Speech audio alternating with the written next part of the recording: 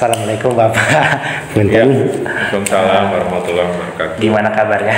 Alhamdulillah baik. Nah, sebelumnya perkenalkan, nama saya Muhammad Ihsan Atarik, biasa dipanggil Ihsan. Ya. Dengan Bapak Iman Abdurrahman selaku Corporate Secretary dari PT Putra Papan Utama. Mungkin Ya. bisa saya panggil sebagai Pak Iman atau Ya, cukup Pak Iman. Pak Iman saja. Ya. Iya.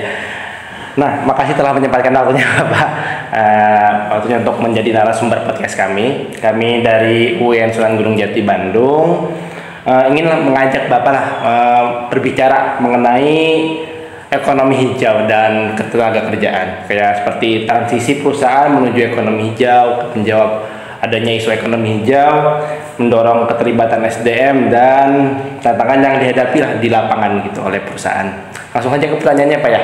Oke. Untuk yang pertama, di PT Putra Papan Utama kan bergerak di bidang konstruksi, terus ada properti, perdagangan dan pendidikan. Pastinya punya visi jangka panjang yang terus menyesuaikan dengan perkembangan zaman, khususnya di sekarang yang di tengah-tengah isu ekonomi hijau gitu Pak. Yeah. Nah pertanyaannya nih, bagaimana sih PT Putra Papan Utama memandang peran ekonomi hijau dalam strategi bisnis jangka panjangnya? Oke. Ya, pertama-tama Assalamualaikum warahmatullahi wabarakatuh. Ya. Terima kasih atas kesempatannya. Ya, kami itu PT Putra Papan Utama bergerak sebetulnya lebih spesifik, jadi dia tidak konstruksi secara umum, tapi hanya pengembangan perumahan, khususnya real estate di Jawa Barat. Ya, kita memandang ekonomi hijau itu sebagai investasi, jadi investasi kan banyak ya. Nah, ekonomi hijau itu kita anggap investasi jangka panjang, gitu, untuk masa depan, baik masa depan perusahaan, masa depan aset yang kita jual, seperti itu. Secara ekstern, kebijakan investasi hijau, jadi kita sebutnya ekonomi hijau itu investasi hijau kepada konsumen ya. Ini kepada konsumen ya, kita khususnya untuk yang kita bahas perumahan dulu ya. Jadi kita bahwa perumahan atau aset yang kita jual itu kalau memakai kebijakan investasi hijau, maka si rumahnya itu otomatis nilai jualnya juga punya nilai lebih. Sederhananya begini, kita menjual rumah yang alamnya bagus, terus lingkungannya bagus, asri, hijau. Itu nilainya akan melesat, akan jauh lebih baik daripada mungkin ada ya yang perorangan menjual rumah tapi lingkungannya kurang hijau. Ya, maka kenaikan nilainya itu akan lambat, bahkan ada yang nggak naik sama sekali gitu ya. Misalnya kita menjual rumah, ada orang menjual rumah dengan saluran air di sebelahnya yang macet, bau, kurang terawat ya.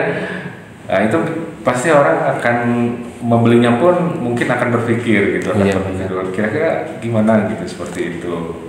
Nah itu yang secara ekstern. Nah sekarang kebijakan investasi hijau ini secara intern juga sesuai sama visi misi perusahaan kita. Nah visi misinya itu ya, kalau visinya sendiri ya kita karena alhamdulillah punya daya dukung ya, daya dukung yang baik gitu, perusahaan menengah ke atas, maka kita tuh ingin mewujudkan produk perumahan yang ideal. Ideal di sini artinya ya ideal yang sudah sudah terbukti di pasar. Pasar melihat sekarang tuh tidak cukup gitu. Pembeli itu sudah jeli ya, sudah pintar pembeli itu, konsumen itu sudah pintar. Tidak cukup menjual rumah itu yang secara arsitek baik, tidak cukup seperti itu. Dia juga akan melihat lingkungannya, ada tamannya enggak? Iya benar. Terus di sekelilingnya itu dekat tempat pembuangan sampah enggak? Nah, mereka akan berpikir dua kali kalau misalnya untuk membeli area rumah yang di sebelahnya itu tempat pembuangan akhir, misalnya di mana, di Cimahi, di Lewi Gajah, atau di Bandung, di Nagrog. Nah itu seperti itu. Artinya pemilihan lokasi juga kita pilih yang baik, karena ya misi kita itu perumahan yang ideal. Visinya, sedangkan misi kita ya kita ingin berperan dalam pembangunan perumahan di Jawa Barat. Seperti itu. Oh berarti kayak kita dari perusahaan ini kayak lebih mengedepankan kenyamanan dari konsumennya Pak ya, dengan mengedepankan ekonomi hijau. Emang kalau apalagi kalau sekarang yang generasi Gen Z itu Pak, itu tuh biasanya kalau emang nyari lingkungan tuh yang adem Pak, apalagi kalau lagi nongkrong gitu, biasanya nggak ada adem-ademnya seperti itu. Berarti apakah perusahaan sudah mulai mengadopsi kayak prinsip-prinsip ramah lingkungannya, misalnya dari sisi bahan bangunan, efisiensi energi atau pengolahan limbah gitu Pak? Yaitu penerapannya.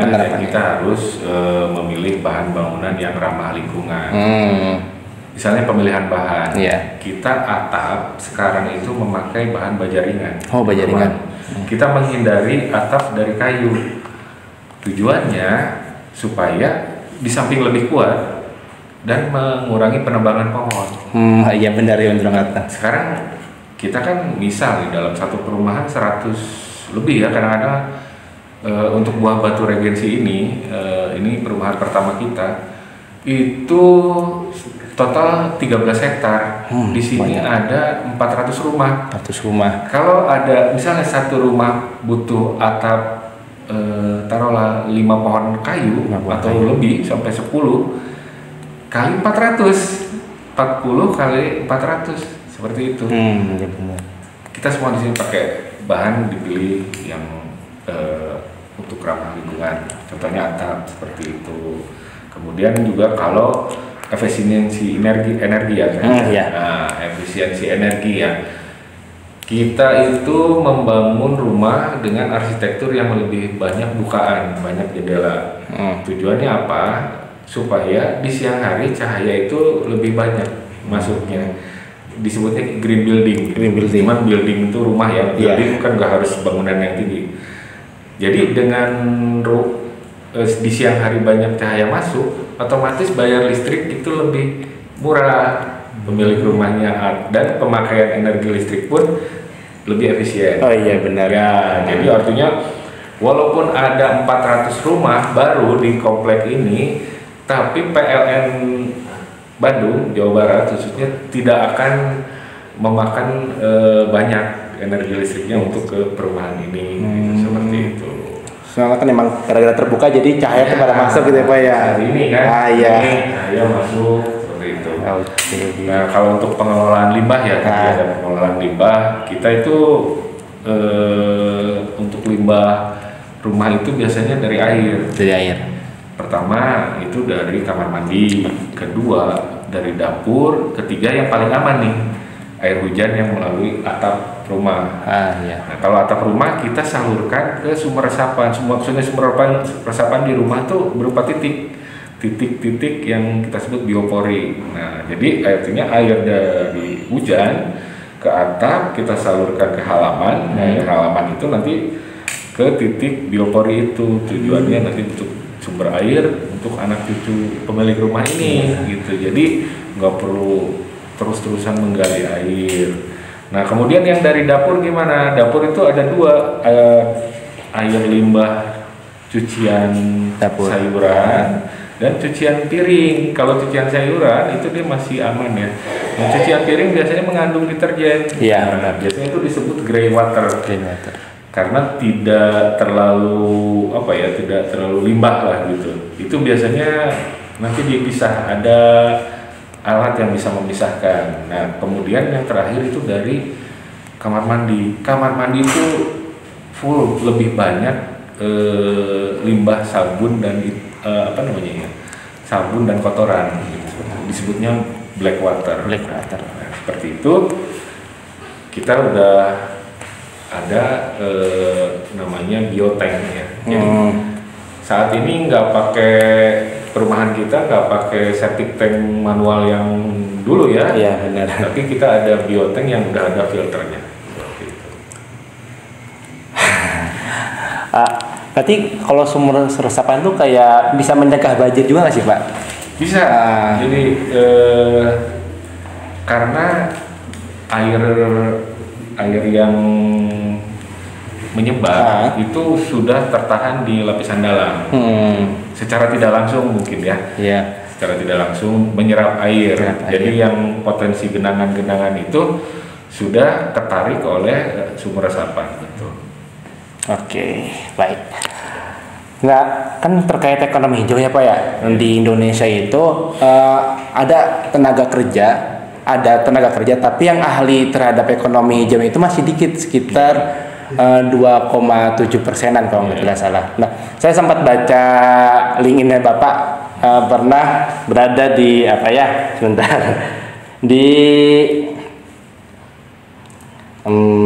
sebagai General Affairs and Ledger Manager gitu. Nah, bagaimana sih kayak misalnya dari perusahaan menyediakan SDM agar siap beradaptasi dengan ekonomi hijau ini gitu Pak? Karena kan emang dari tenaga kerjaan ini yang ahli banget dengan ekonomi hijau itu hanya sedikit gitu. Betul. Ya kita mungkin pertama dengan pelatihan ya, dengan pelatihan. Jadi mengupgrade skill karyawan kita untuk pemeliharaan lingkungan yang bisa kita tanggulangi sendiri, seperti misalnya pengelolaan sampah lingkungan, kemudian ya itu tadi misalnya tidak mencampurkan grey water dengan black water ya, itu lebih maksudnya gini, nyuci kendaraan tuh baiknya sebetulnya di tempat yang khusus, karena kalau dia dilimpahkan ke halaman ya sebetulnya itu nanti akan mencemari ke sumur resapan seperti itu. Nah kita ke karyawan juga kalau mau cuci motor itu agak jangan terlalu dekat ke rumput gitu, hal-hal seperti itu. Tapi kalau untuk yang lebih membutuhkan skill, kita kayaknya meng-hire ke konsultan tenaga ahli, terutama kalau mau untuk bikin sistem komunal akhir dari limbah tadi, itu perlu kita menyewa konsultan. Ya. Jadi dengan pelatihan dan menyewa. Oke. Ini ada pertanyaan yang bagus. Bentar. Nah kan Pak, terkait tadi kan ada ekonomi hijau, pasti kan banyak sekali yang terlibat. Ada dari pemerintah, dari perusahaan juga, ada juga dari pendidikan. Nah, menurut Bapak nih, bagaimana sih idealnya kolaborasi antara perusahaan, pemerintah, dan pendidikan agar transisi ke ekonomi hijau ini tidak hanya berjalan, tapi juga membuka banyak peluang kerja baru gitu Pak? Kalau saya lihat sih untuk Kota Bandung karena kami walaupun di Jawa Barat ada juga proyek kami yang di Tasik tapi udah selesai. Sekarang kita fokus di Bandung. Baik di Kota Bandung maupun Kabupaten Bandung. Saat ini pemerintah sudah sangat-sangat baik. Dalam arti kata mereka menyiapkan undang-undang yang mendukung. Mereka merevisi undang-undang lama yang kurang pro atau kurang detail terhadap ekonomi hijau. Tapi ya sekarang mereka sudah mengakomodir undang-undang perdanya itu sudah baik lah seperti itu. Kolaborasinya ya tinggal pelaksanaan undang-undang itu betul dilaksanakan oleh kita sebagai pengusaha gitu. Nah pengusaha sendiri sebetulnya ingin melaksanakan itu ya. Kita sendiri memang butuh untuk pendampingan tadi ya, biasanya kebutuhannya itu di konsultan lingkungan hidup. Seperti itu. Tinggal konsultan lingkungan hidupnya ini jangan menerapkan tarif yang mahal. Iya benar. Kita ingin menerapkan kebijakan sistem komunal misalnya. Tapi untuk bayar konsultannya sendiri mereka mahal gitu ya. Itulah kalau di luar negeri mungkin di Malaysia atau Korea bahkan biayanya kecil dan cenderung gratis, malah nggak dipungut biaya tinggi. Iya benar. Nah kita karena mungkin itu tadi tenaga ahlinya masih sedikit ya, biaya konsultasinya lumayan mahal. Jadi kayak langka gitu ya Pak ya. Seperti itu. Nah kalau dari pendidikan ya kita lihat sih mereka udah paralel ya, paralel karena itu tadi kampus dan lain sebagainya juga sudah lebih dulu malah startnya ya, karena ilmu ya harus lebih dulu. Kalau nggak salah di perusahaan itu ada berjalan di pendidikan nggak sampai ya? Ya kita yayasan sih, itu terpisah yayasan TK dan SD. Ya memang di sekolah kita udah menerapkan reuse, reduce dan recycle. Ya, jadi dari sampah-sampah daun kita gunakan untuk kompos. Terus kalau ada kulit buah-buahan bisa kita gunakan untuk untuk mengepel lantai, terutama buah-buahan. Kita di sini SD tuh makan di dalam catering. Biasanya ada buahan jeruk atau apa itu untuk mewangi lantainya. Jadi kita nggak pakai pewangi yang kimia di sini gitu. Udah kita terapkan. Oh gitu. Berarti emang sudah dari dini lah gitu ya diterapkan terkait itu. Oke. Mungkin sekian aja sih Pak yang bisa ditanyakan kepada Pak Iman. Kurang lebihnya mohon maaf gitu Pak kalau ada salah kata atau yang kurang enak di hati Bapak. Terima kasih banyak Pak sudah menyempatkan waktunya. Wassalamualaikum warahmatullahi wabarakatuh. Waalaikumsalam.